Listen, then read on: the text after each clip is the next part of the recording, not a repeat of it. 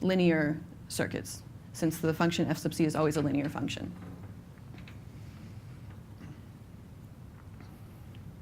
Okay, so this scheme, that was our first scheme. And I won't get into the details of our other two schemes, but I'll just give some very brief explanation of the techniques that we use. So in our second scheme, we use auxiliary states for T-gate evaluation. So this is a well-known circuit that implements a T-gate, and using an auxiliary state p to the a applied to a plus state, which we've encrypted by applying z to the k for some random k. So if we want someone to be able to homomorphically apply a T-gate, we can actually just give them such an auxiliary state.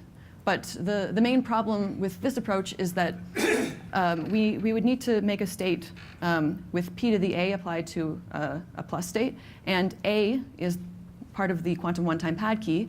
But we actually don't know what the quantum one-time pad key, which is changing all the time, will be when this T-gate is applied. Because if some circuit has been applied previously, the one-time pad key on this wire will have changed. So the way we get around this is by noticing that if we have two of these sort of auxiliary states, one for some T1 and one for some T2, we can use them to get an auxiliary state for T1 plus T2. And so if we give a whole bunch of auxiliary states in the beginning as part of the evaluation key, then the evaluator can combine these states as needed to get the correct auxiliary states. But unfortunately, this doesn't scale very well. So if we want to be able to do an arbitrary circuit of T depth L, we would need to provide n to the 2 to the L auxiliary states. And that's why we can only get constant T depth. And you'll notice that it should be a very small constant.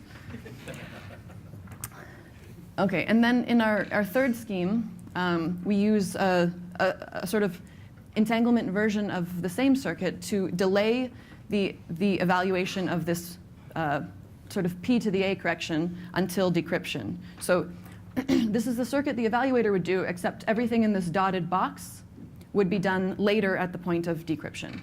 And so that's why this scheme is not compact, because we require the work of the decryptor needs to necessarily scale with the number of T-gates. Okay, so just a summary, these are the three schemes that we get, and we make partial progress in sort of two directions towards the ultimate goal of quantum fully homomorphic encryption, which we leave as the main open problem of our work. So thank you very much for your attention.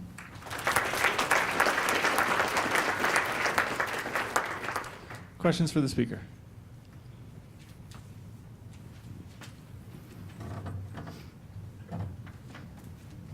It strikes me that there might be a helpful stepping stone between classical homomorphic encryption and quantum homomorphic encryption, which would be homomorphic encryption for reversible classical computation. What's the status for that, for fully homomorphic encryption of classical reversible computation? I guess I think that follows from classical homomorphic encryption. I mean, so certainly the schemes, the classical fully homomorphic encryption schemes that work, they do work for reversible circuits already.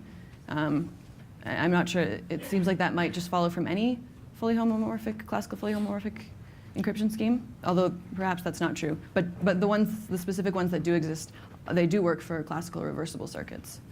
Okay, the homomorphism preserves the reversibility of the computation.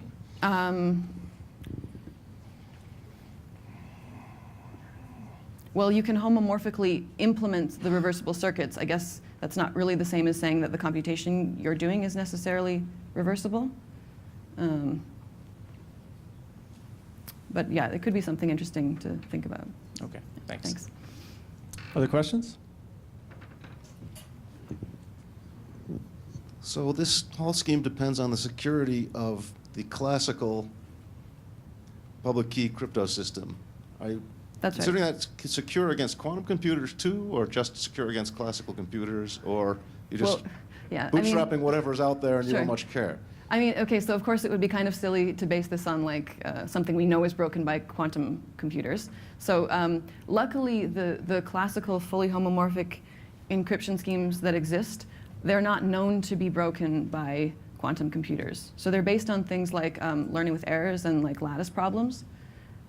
So like last time I talked about this, I was actually scolded for saying that these are quantum safe because I guess we don't know enough to really say that these assumptions are quantum safe, but at least they're not known to be broken by quantum computers. Right. Yeah. More questions?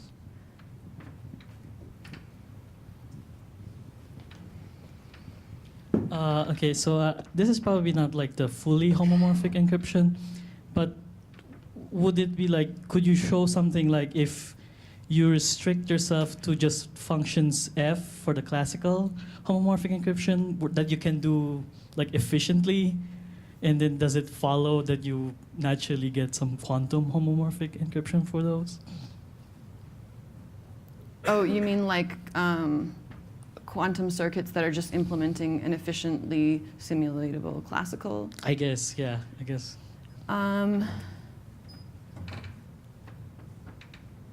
Or is it Yeah, maybe not known? I'm not sure. Yeah.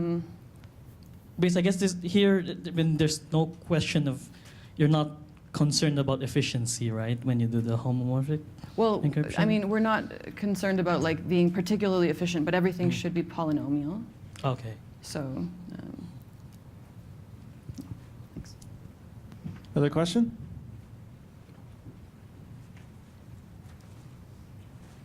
You have one more? Now, I think it's known, but I'm not sure I understand it right because he didn't say anything about it. I always thought that for fully homomorphic encryption, you're supposed to also have the guy doing the circuit for you not even know what the circuit is. And I feel like you can bootstrap that with like where your function is a finite state machine and what it does is encrypted by the input. So what you described, you could kind of get from this because you could hide the circuit you want in your message and then have a universal circuit run. But there's actually another property which is almost the opposite of that, which is that because the circuit that's actually evaluated is chosen by the evaluator. And you could actually require that something called circuit privacy, which is that when you decrypt, you don't know what circuit was applied.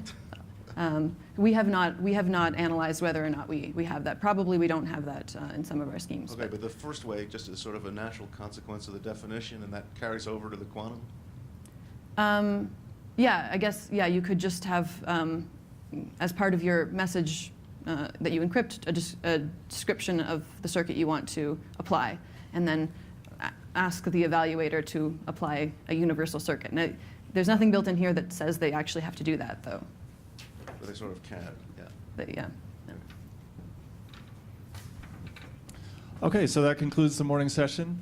We have a free afternoon to enjoy Banff, and then the banquet is going to be in this room at 6:30.